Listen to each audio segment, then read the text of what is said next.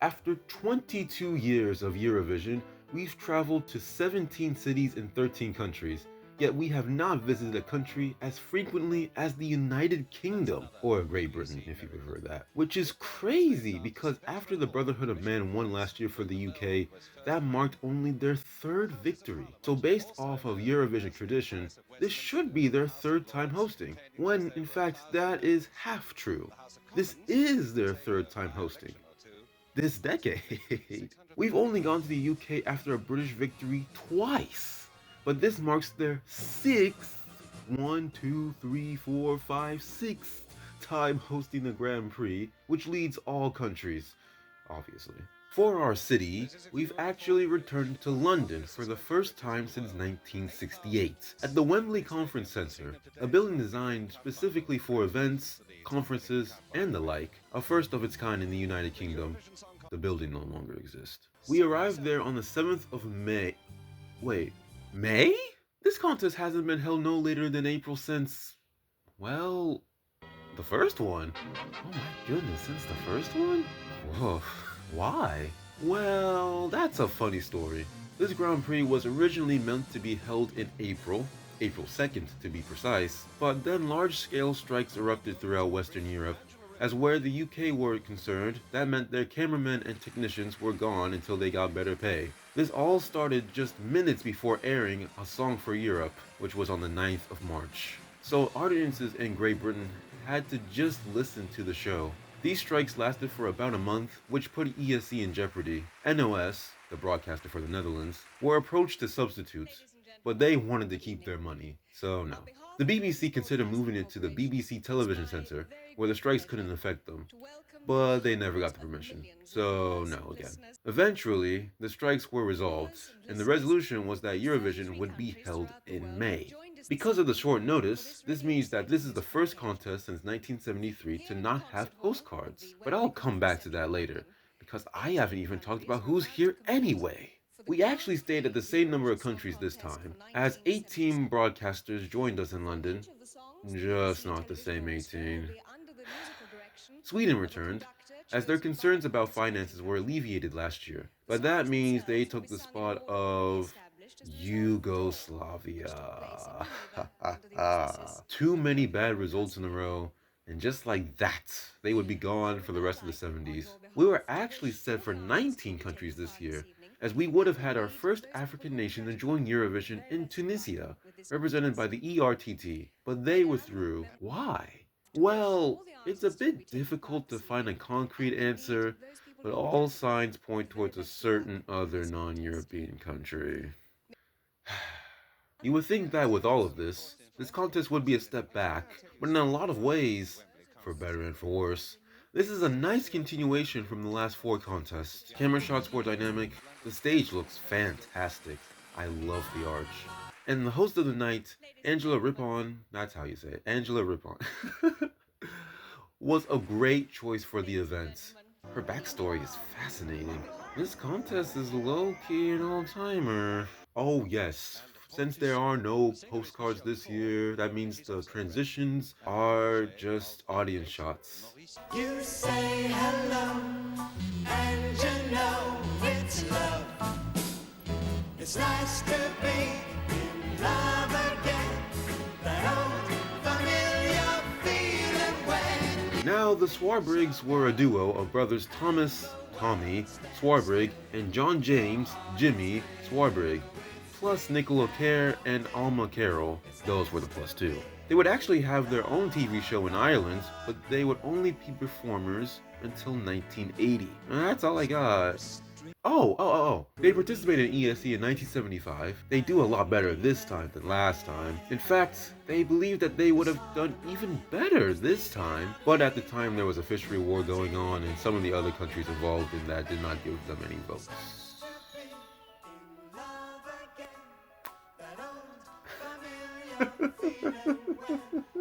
I gotta see what this is about. I'll be right back. Radio Times.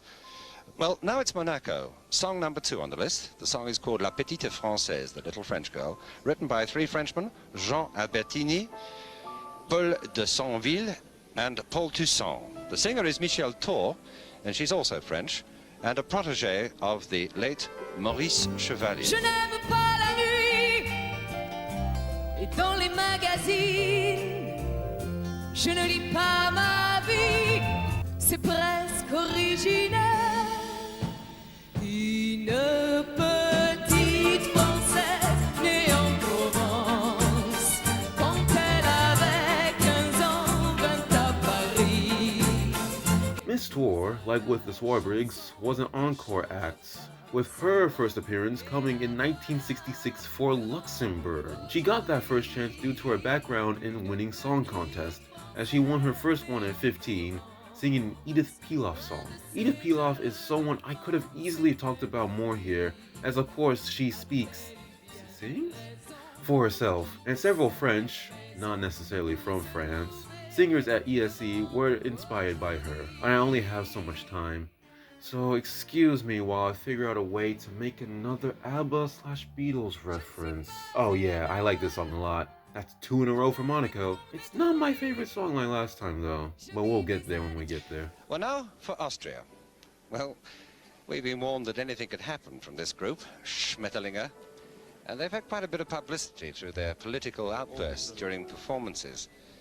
They recently presented a 3.5-hour work illustrating the oppression of the working classes. I'll truthfully say that they're a real bundle of fun, this lot. Music is money for the record company.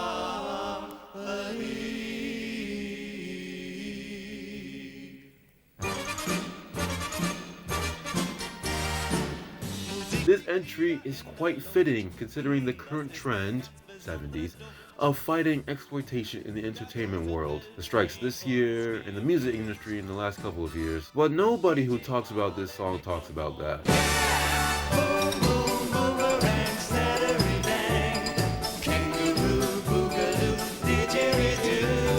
Side note, Austria have completely reinvented themselves since they came back, and I'm loving it.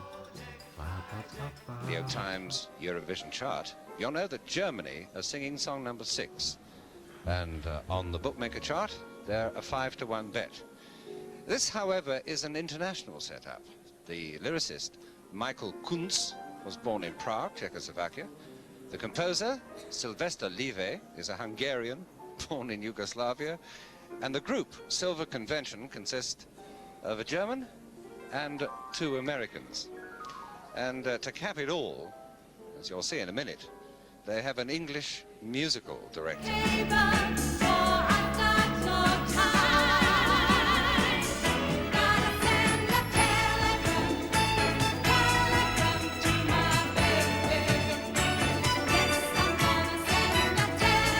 This entry is a reminder that we are in the disco era. Woo! This group, originally called the Silver Bird Convention, what does that even mean?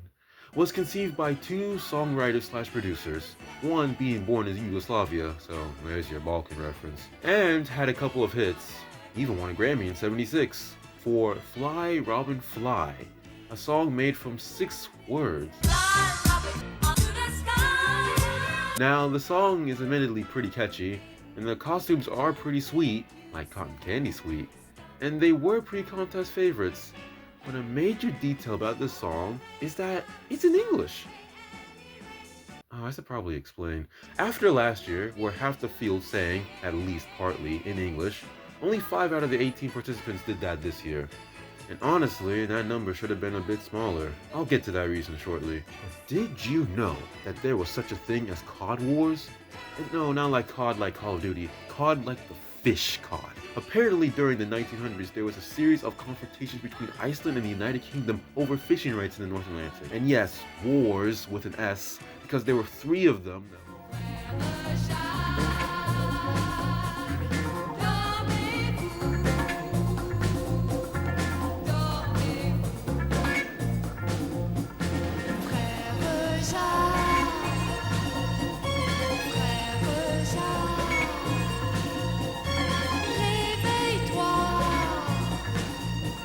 What do you get when you combine a winning songwriter, a winning nation, with an Anne-Marie?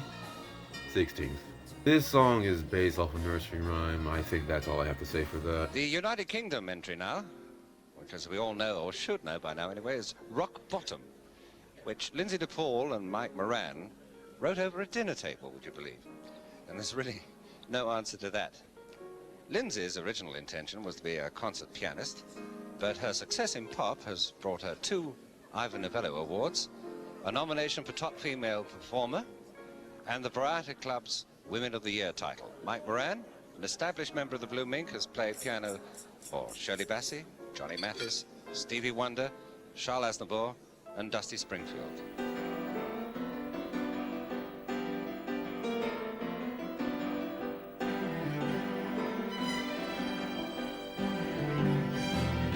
Where are we? Rock bottom, Tragedies, we got 'em. remedy, Why don't we rub it out and start it again.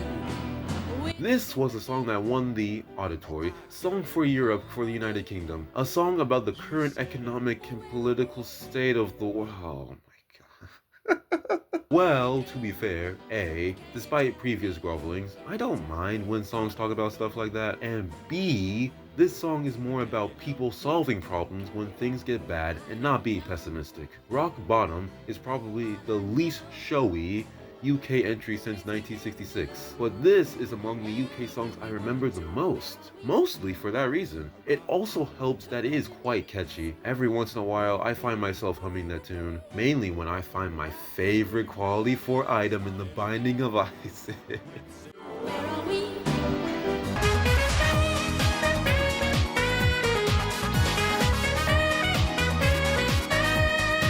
This entry has a lot going against it. Despite being the favorite for the contest, I would be so rich from all these nickels, man. Due in most part to the BBC not really wanting to give this song its support because of the strikes, and because they did not want to host this contest again. We've really come full circle, huh? Speaking of full circle, this kinda marks the end of an era for the United Kingdom. Lindsay DePaul, the main artist slash composer slash songwriter for this song, along with Mike Moran, was very well known at the time. A phrase that I've said time and time again with regards to this country, but I won't be saying that much longer, as the days of the UK formula were ending. Only one more well-established, still kinda famous, international artist will represent the United Kingdom after this. I can't wait to get to him. So you could say that this format truly reached rock bottom.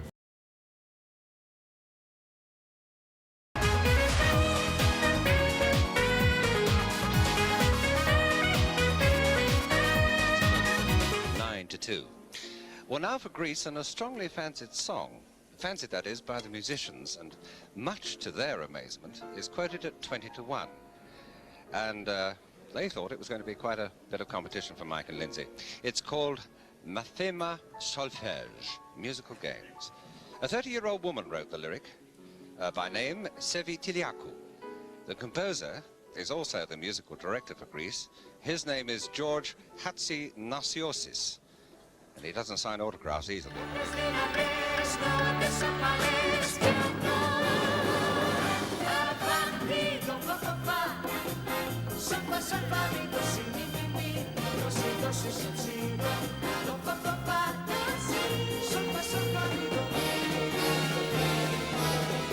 I truly cannot wait until I get to talk about Greece more. They bring the heat to this competition, like right now. This would be their best finish up until this point, 5th, and they do it with their song about, well, music.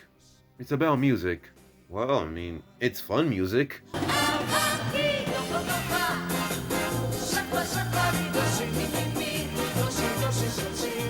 Another iconic dance move.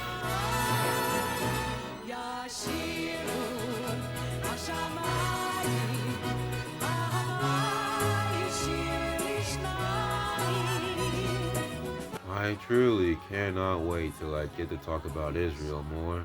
They bring the heat to this competition. Not quite right now, but I'm preparing for it, so cannot wait.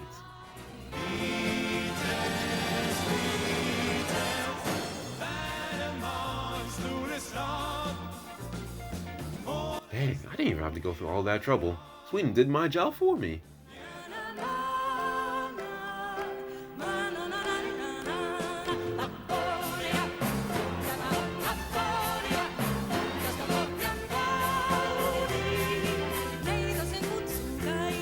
Apparently Finland had a shot this year, so I'll include it for completion's sake.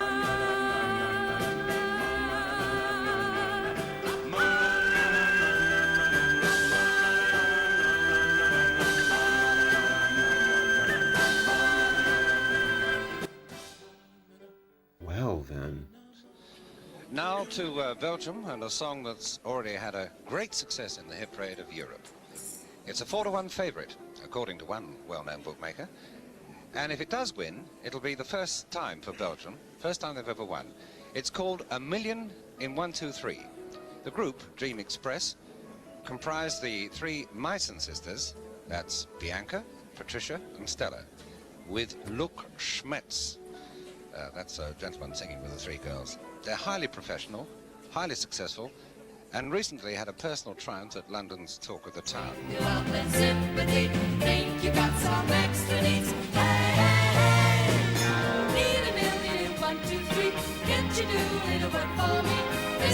Now, Dream Express is actually composed of former ESC participants, but back then they were known under the name the Hearts of Soul, who competed for the Netherlands in 1970 with the Maassen sisters, Bianca, Stella, and Patricia.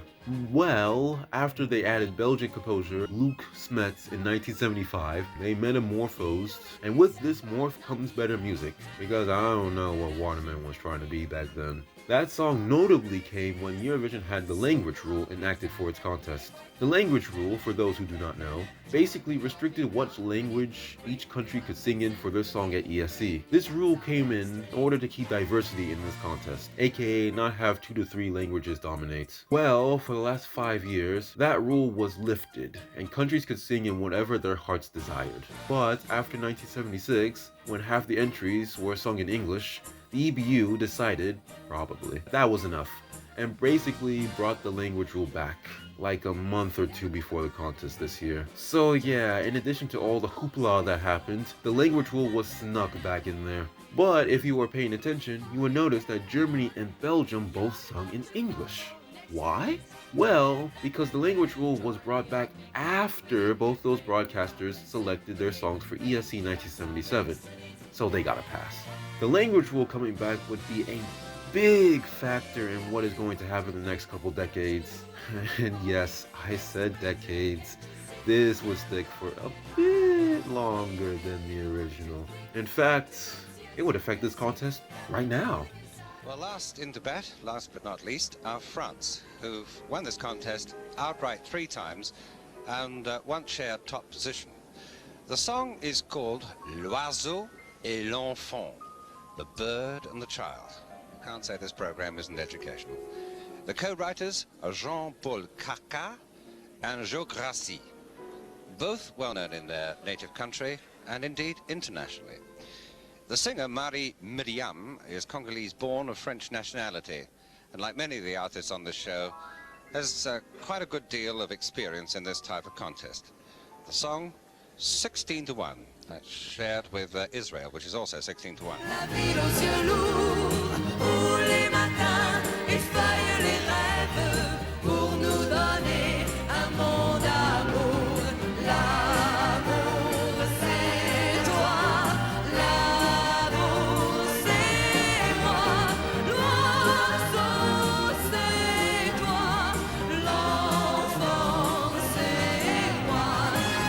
Just when you think you're out, they pull you back in. This is my favorite song of the night.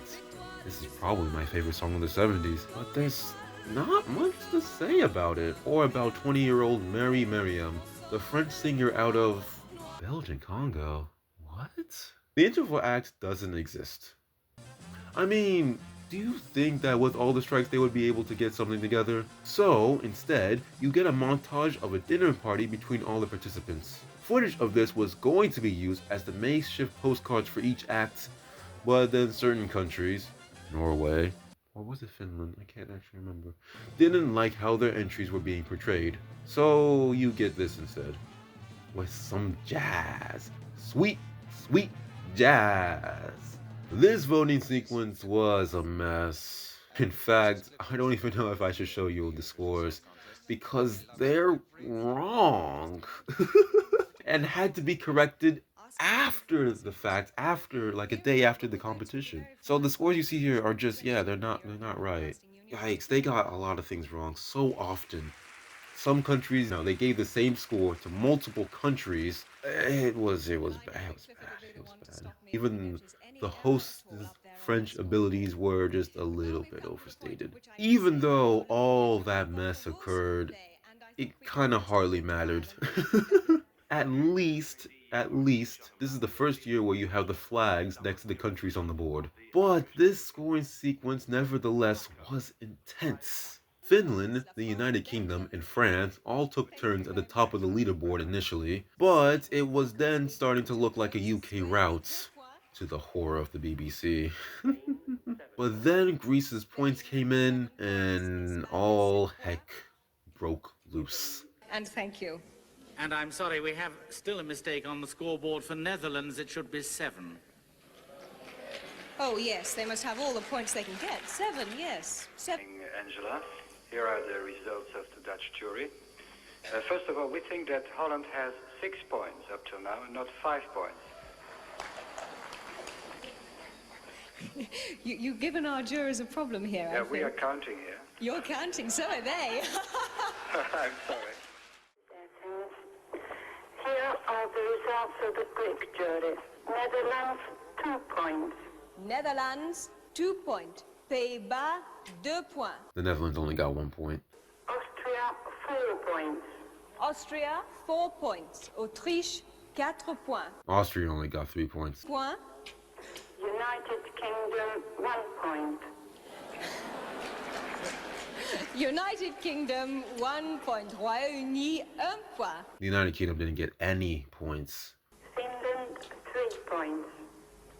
Finland, could you repeat your vote, please? Finland, 3 points. 3 points. Finland, 3 points. Finland only got 2 points. France, 7 points. France, 7 points. La France, 7 points. And that completes the points of the Greek jury. Good night. Most of these scoring mistakes don't matter, but it should be that after the Greek jury, it was a virtual tie at the top with the United Kingdom and France at 72 points apiece. But this wouldn't be a repeat of 76, as a new country entered the fray. Votes, please. Hello, Wembley, Jerusalem calling. Here are the results of the Israeli jury. Ireland, 12 points. Ireland, 12 points. Irlande, 12 points. Though, United Kingdom, Yes. 8 points. Royaume-Uni, 8 points. United Kingdom, 8 points. France, 10 points. France, 10 points. La France, 10 points. but apparently this is when the Irish boycott due to the fishing war started, since Switzerland's jury would confirm a new de facto leader. Irlande, 8 points. Irlande, 8 points. Ireland, 8 points. Et France, 12 points. Et France, 12 points. France, 12 points. Et ceci termine le vote du jury suisse. Thank you very much. And we kind of swayed from there. Afternoon, Wembley. Good evening. Could we have your votes, please? Yes, Ireland, 12 points. Ireland, 12 points. Irlande, 12 points. United Kingdom, 8 points. United Kingdom, 8 points. Royaume-Uni, 8 points. Point. And finally, France, 6 points. France, 6 points. La France, 6 points. That's all from Stockholm. Good evening. Thank you, Stockholm. Good night. Well, France has made the 100. France now in the lead with 100. France was the first to the century mark, and early history shows that whoever reached that first would win. Between those three at the moment. Let's see now what happens when we go to Madrid and say bonsoir, Madrid. Could we have your votes, please? Allô Wembley, ici Madrid, bonsoir. Bonsoir. Voici les résultats du jury espagnol. Irlande, 4 points. Irlande, 4 points. Ireland, 4 votes. Royaume-Uni, 3 points. Royaume-Uni, 3 points. The United Kingdom, 3 points. Et France, 10 points. Et France 10 points. France 10 points. Et ceci termine les points attribués par le jury espagnol. Bonsoir. Bonsoir, Madrid. Thank you very much indeed. Rome, could we have the votes of the Italy jury, please? Hello, Wembley. Ici Rome. Voici les résultats du jury italien. Irlande, 8 points. Irlande, 8 points. Ireland, 8 points. Royaume-Uni, 2 points. Royaume-Uni, 2 points. United Kingdom, 2 points. France, 10 points. And France, 10 points. France, 10 points. Ceci termine le point attribué par le jury italien. Bonsoir. Bonsoir, Rome. Thank you very much indeed. Good evening, Finland. Could we have your votes, please? Good evening, Wembley. This is Helsinki. I have here the results of the Finnish jury. 8 points. United Kingdom, 4 points. United Kingdom, 4 points. Royaume-Uni, 4 points. Belgium, 3 points. Belgique, 3 points. And last but by no means least, France, 12 points. France, 12 points. La France, 12 points, which has put them still way out in the lead with 132. France would sprint away from Ireland and secure number 5. And to celebrate, they would add on to the scoreboard shenanigans. Have your votes, please. Alors Wembley, ici Paris. Voici les résultats du jury français. Autriche, 1 point. Autriche, 1 point. Austria, 1 point. Austria, nothing. 2 points. Allemagne, 2 points. Germany, 2 points. Germany, 1. Royaume-Uni, 12 points. Royaume-Uni, 12 points. Israël, 3 points. Israël, 3 points. Israel, 2. Belgique, 1 point. Belgique, 1 point. Belgium, 1 point. Belgium, Et nada. termine les points attribués par le jury français. Bonsoir. Bonsoir, Paris.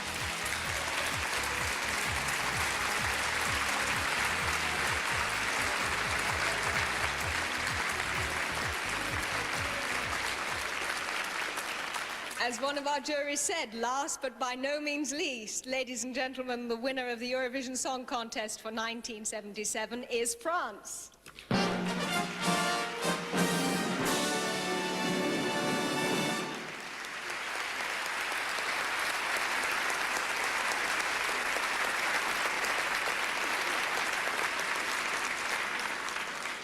And like with wins 3 and 4, they were the first to do so, and they did it with an absolute peach of a song.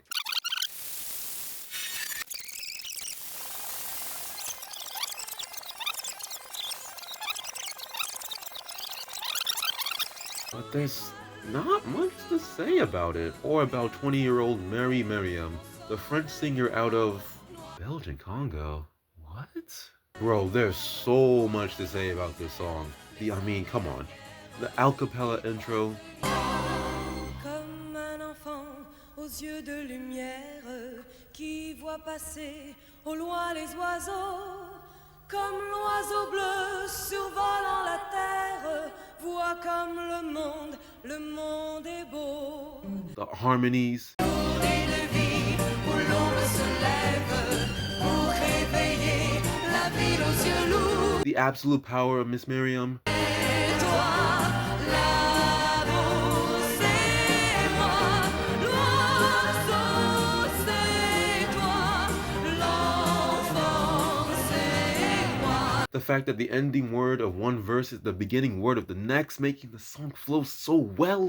Des vagues abandonnées au sable blanc, blanc l'innocent, le sang du poète qui en chantant invente l'amour. The way this song slowly builds, demonstrated by the introduction of more and more instruments and the rise of the voice. Vois comme le monde est beau, pour le bateau dansant sur les vagues, ivonné au sable blanc, blanc l'innocent, le sang du poète. Journée de vie où l'ombre se lève pour réveiller la ville aux yeux lourds. C'est toi, l'enfant, c'est moi.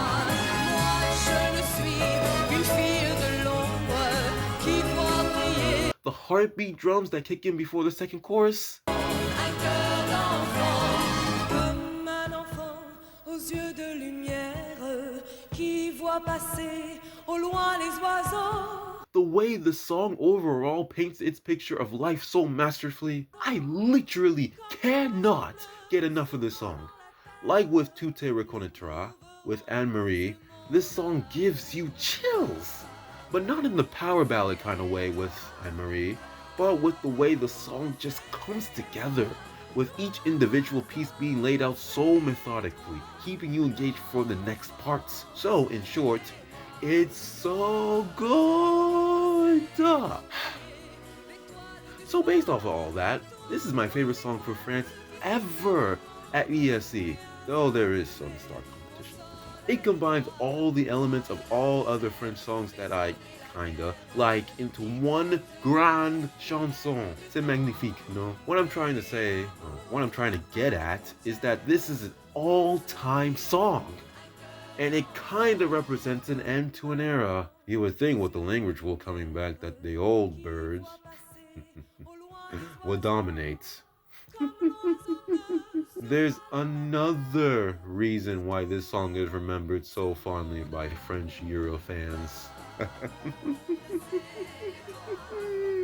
As for the breakdown, it's a bit of a reversal of 1976, where even though the UK got the most 12s, 6, in fact, France only got 3, which was less than Ireland's. France was the only country to get points from every jury.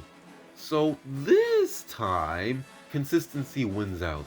One last note, the UK got blanked 3 times in the voting, most notably by Ireland, which many have chalked up to being due to Irish critique of the song. Remember, this contest got delayed by a month, so Ireland, and a bunch of other countries, had to listen to these entries for a lot longer than they probably should have. You have to wonder how this contest goes if Ireland, and those other countries, didn't listen to these songs for an additional month.